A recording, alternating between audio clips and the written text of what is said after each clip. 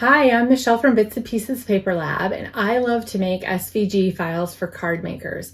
I'm obsessed with card making, and I figured out how to use my Cricut, some tips and tricks for using my Cricut to make cool cards. So I'm here today to teach you how to make a pumpkin Halloween easel card. Now, if you've never seen an easel card before, it actually folds flat and then also can be popped up for displaying. This one is special because you can tuck a tea light inside and the whole thing will light up for Halloween. So I'm going to jump into the software and teach a small lesson on how to use the pen tool. You can see I've used my pen tool to make a little sentiment for this card. So let's learn how to make your own sentiments, writing with your pen tool, and then we'll jump into assembling this cute card. So I've gone ahead and uploaded this into my Cricut software, and I need to do just a couple of things to get this ready to cut. So one of the things that happens when you upload an SVG into Cricut Design Space is that anything that was a score line that's meant to be perforated or just a score, it actually turns to a solid line. So this is my card base, and I want this line right here to be a score line and this line to be a score line. If I just hit cut on this right now, it's just going to cut my card in half. So I need to fix that. So the first thing I'm going to do is this whole file is grouped. So when I click any of the pieces, it selects all of them. So I'm going to come up here on the right to these two little squares and hit ungroup. And that will make it so that my pieces are individual. So I'm going to move this off out of the way as well, kind of just get some of these pieces moved out of the way. And then let's get this out of the way too. Okay, so now this is my card base. And this is also grouped. So you can see when I select this, all of it is selected. So I'm going to come up here again, do ungroup. And then this line and this line, I want to be score lines. I don't want it to cut, I want it to score. So while I have those selected, I'm going to come up here under operation and change this to score. And now you'll see when I click away, these are dashed lines showing that it's going to score rather than cut. All right, so now I need to select my score lines again with my card, and I'm going to group this back so that I can move this as one piece and things don't get moved around. Now, if I send this to cut on Cricut right now, it's going to do the score lines and the card as separate pieces. So I need to tell Cricut that I want these score lines exactly where they are on this card. So I'm going to select the whole thing again, and then down here at the bottom right, I'm going to hit this little paper clip that says attach. Now that tells Cricut that I want those score lines right where I have them on this file. I want this piece and these score lines to be cut together, and I want them right where they are. Now, the way that this file, you can see how this pumpkin face, you can see through, it's a transparency, so you can see through the little mouth. Now, I don't need to worry about attaching anything where it's called grouped with transparency. So I have a hole here and you can see through. That technique, the way that that is grouped, tells Cricut already that those need to be cut together and they're attached. Just like this circle right here would have been just fine on the card base. We only needed to attach this piece because we were working with these score lines. So that's a little trick. When you open a file and you can see through pieces, you know that those were grouped with transparency and that they're automatically going to be attached in the Cricut software. They'll cut, when I cut out my pumpkin face, the mouth is going to cut just exactly where I want it. Same with this little fence piece down here. It's grouped with transparency as well. So that little hole is going to cut out just fine there as well. So all right, so actually this file is, oh, we're not quite ready for cutting. Let me just show you one more thing. This little sentiment right here, you can see that it looks like it is hand drawn, and that's indeed how we want it to be because we're going to draw it with the Cricut Pen Tool. So the first thing I'm going to do is come up here and ungroup this so I can get the bat away from the project. Let's move him over here. And then if I hit cut on this right now, Cricut doesn't know that I want this drawn, this Happy Halloween part. So I need to actually select this. I'm going to move this little orange piece away, and then I'm going to select the text. And I'm going to come up here under Operation to the drop down, and I'm going to select Pen. So now Cricut knows I want that drawn, I don't want it cut. Then I'm going to move my little cut banner right back over where I want it, because I want Cricut to draw Happy Halloween on this little cutout. So I want it to draw and then cut. So same thing, I'm going to need to select both of them. I'm going to group it, and then I'm going to hit attach so that Cricut knows that I want my Happy Halloween drawn on this little tag. So right now we are ready to go ahead and hit make it and cut this out. Now I'm going to show you just a little trick for making, if you want to work with your pen tool, how to find these fonts they're called single line fonts, and they're made for drawing with the pen tool. So let's talk about how to find these single line fonts and fonts that will work great with your pen tool and kind of give you this handwriting look. I'm going to click on the text box and bring up text. So this just chose a font for me, but with this selected, I'm going to come up here into font. And let me show you something first. If I do this, I can still change this to operation and pen. I can still draw this with my pen tool, but you can see what's going to happen. It's going to draw it like almost like bubble letters. It draws exactly what it sees.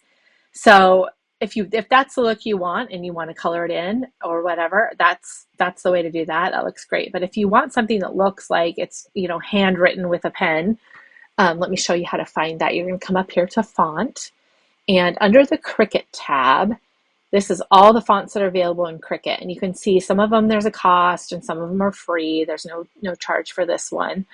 So we're going to use the little filters over here, this little slider button. And I'm going to choose free fonts, and I'm going to choose writing fonts. And once I've selected that, you can see there's 21 options. And you'll see underneath these fonts, it will say single layer and writing. So you can tell that that's what these are. So let's start with this one right here. This one looks just like a writing font. So we're selecting that one. And you can see it looks just like it's written with a pen. So I would come up here and I would select Operation Pen. Now it's already chosen for me. So I'm ready to go with that. That one I could use. Now let's say I chose one of these others, like this one. It says single layer and writing, but it certainly looks bubbly. So I'm going to choose it. And under Style right here, so you can see I have Operation Pen Tool chosen. Under Style, if I drop down, there's a couple different options. There's regular, which is how I would cut if I was cutting cardstock. And there's writing, which actually turns it into a single line font. So not all fonts have this capability. That's why we want to look, filter by ones that are specifically for writing, because they will have this option. So again, just to make that clearer, let me start from scratch here. I can do text. Let's actually untoggle all this stuff. So if I have text, I'm going to come up here. I'm going to use my filters and do writing and free to choose a font that I like. Let's go ahead and choose that one. And you can see, because I already had the filter on, it changes everything I need for it. But it's got my Operation Pen Tool and then Styles writing rather than bold. So here's what it would look like cut out of cardstock, and here's what it would look like drawn. So hopefully that's helpful. If you want that look, you can kind of play around with all the different Cricut options there are and see what you like, and you'll probably pretty quickly find a favorite. This one is just absolutely gorgeous and free. Just really fancy scripty writing. And you can see how this is if I change this everything back to basic, how this would cut. Or if I use pen tool and writing, this is how it would draw. So I hope that's helpful so that you can make your own little sentiments and tags. We are ready to go ahead and get started on this project. So I'm going to go ahead and hit make it and get all my pieces cut out, and then we'll get ready to assemble this Halloween easel card. All right, we are ready to start assembling this card. Now, one of the things I wanted to point out is that This card, it's an easel card, but it's made so that the pumpkin's face is see-through so that you can tuck a tea light into the easel and light the whole thing up. So you want to make sure in the file you'll see a green square, and you want to make sure whatever paper you choose for that is semi-translucent. So mulberry paper is good, or vellum, or even tissue paper would work, but just something that is kind of see-through and translucent, that will be the best option for that. Now, the basic assembly of this card is that when you have the easel card, there's a fold here right in the middle, and this center part pops up and creates kind of like a triangle shape. You can see how that works, so that it can be displayed popped up. So the trick here is that anything that we're adhering down, we want to make sure that it's only adhered below the fold line so that we are able to pop it up like that. If we glue stuff all the way on the front of the card, it won't pop up. It will be, you know, stuck flat. So that's the main trick. We're going to go ahead and adhere this fence piece, but we just want to make sure that the top part of the fence stays loose so that when it pops up, you can see that the fence stays popped up. So the trick to that is to place your glue actually on the card base rather than on the fence so you can get this right. So I'm just going to go ahead and place the glue here, making sure I'm not going above that fold line. And then I'm going to stick my fence on, and this just lines up exactly. And if you use liquid glue, it actually will dry clear, so these spots that are showing through won't be any problem at all. Okay, so that's perfect because now my fence will stay unattached when it pops up. Okay, so that's the first step. Now the next thing we're going to do is get this, whatever translucent paper you've chosen, to go behind your pumpkin. Now, the file actually includes a square, and that's because typically most machines have trouble cutting tissue paper or mulberry paper. You're able to cut vellum just fine, but I wanted to just, you can't really cut this on your machine. You have to kind of freehand it. So let me show you how I do this. I take the square. The square was just a guideline. If you're cutting out if you're cutting out vellum, you'll be able to cut it, but anything else you'll struggle with. So I just take my card and lay it down on my paper, and I just trace out this oval. Now all of the pumpkin faces are lined up so that the face part will be within this oval. So after I've traced it, I'm just going to cut that out really quick. And it goes on the back of your pumpkin, so you don't have to be like super precise. However, when the pumpkin is popped up, you might be able to see some of it like through the fence on the easel part. So I'm just going to keep it nice and tidy just in case. Okay, so you got that. And now I'm going to place my adhesive on the back of my pumpkin, just kind of around his facial features so that the paper will catch.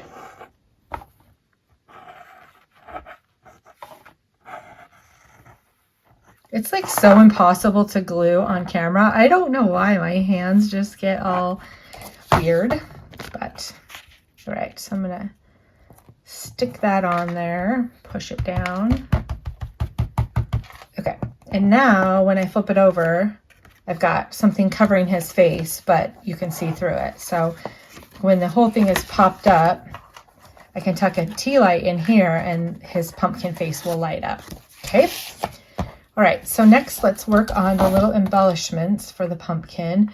Now I like the look of inking. You can choose to ink or not. It's totally optional. This one you can see I kind of did a little bit of inking around the edge. I just like to add inking sometimes. So I've got a Tim Holtz Distress ink pad here in Spiced Marmalade. And I'm just going to give my pumpkin a little bit of dark orange edge. I just think sometimes it kind of makes things look finished. So I like to do it I pick and choose. Sometimes I do it, sometimes I don't. But this felt like a good project that needed a little ink. And I'm just using a Tim Holtz applicator to just rub it along the edges. Just a little bit darker, okay? So you can see how that just added a little bit extra to it.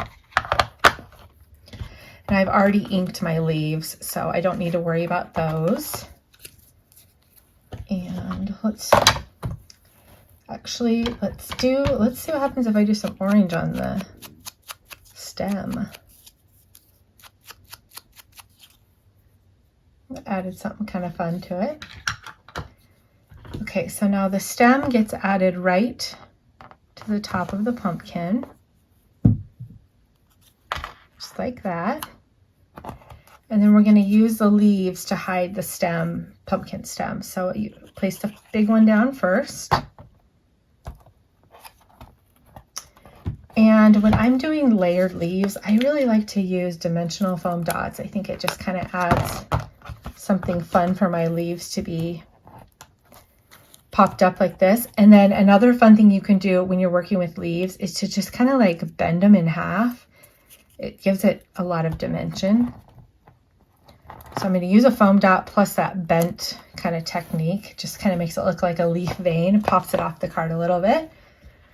All right, so now I'm ready to adhere my pumpkin to the card, and I can just glue him all the way to the fence. So the fence is free from the top, but the pumpkin stays on the fence, so it's fine for him to be glued down to the fence. Does that make sense? He's going to stay with the fence, and it's just going to be the fence that stays free. So we're going to get this lined up with that opening so that everything will be see-through.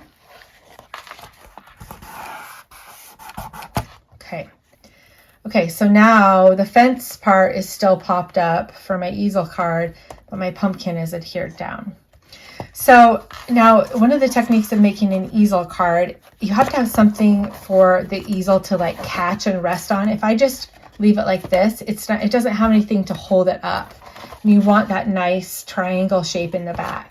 So we need to add something with a little bit of dimension here on the base of the card that will hold that up, but it can't be too thick because you still want the card to close flat for mailing. So you kind of have to pick and choose what you're going to do. I found that the best option is piece of cardstock with one foam dot mounted underneath it. So that's what I'm going to do. I mean, I've tested a lot of different things. You can use a button. You can kind of do a bunch of different things, but the one piece of cardstock with some foam dots seems to be pretty much the perfect dimension where it can fold flat and yet it still catches.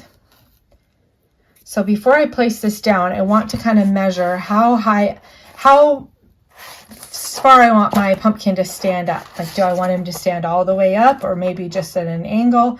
I kind of like the angle to where it's making almost a triangle on the inside. So this looks like a great spot to go ahead and adhere this. So I'm going to place that down, and now that creates a lip. If you can see how it's catching right there so that it will stand up. Okay, but then also it will fold flat when I'm ready for it to fold flat. Then we've got one little more embellishment piece, and that is a black bat. I'm going to just fold his wings a little bit to give him some dimension. And I'm going to stick him right on my little sentiment. All right, so now my easel card stands up, also folds flat for mailing, and I can tuck a little tea light inside. So if you're mailing this or gifting it to someone, you might consider also giving them a little tea light or a glow stick and explaining how they can display it lit up. But that is the finished card. It's a fun little card. It's actually very easy and it goes together quickly once you've got all the little pieces cut out. So I hope that was helpful, teach you how easel cards work and then also how to do your own little pen tool sentiments. It's one of my favorite little tricks is knowing how to do that.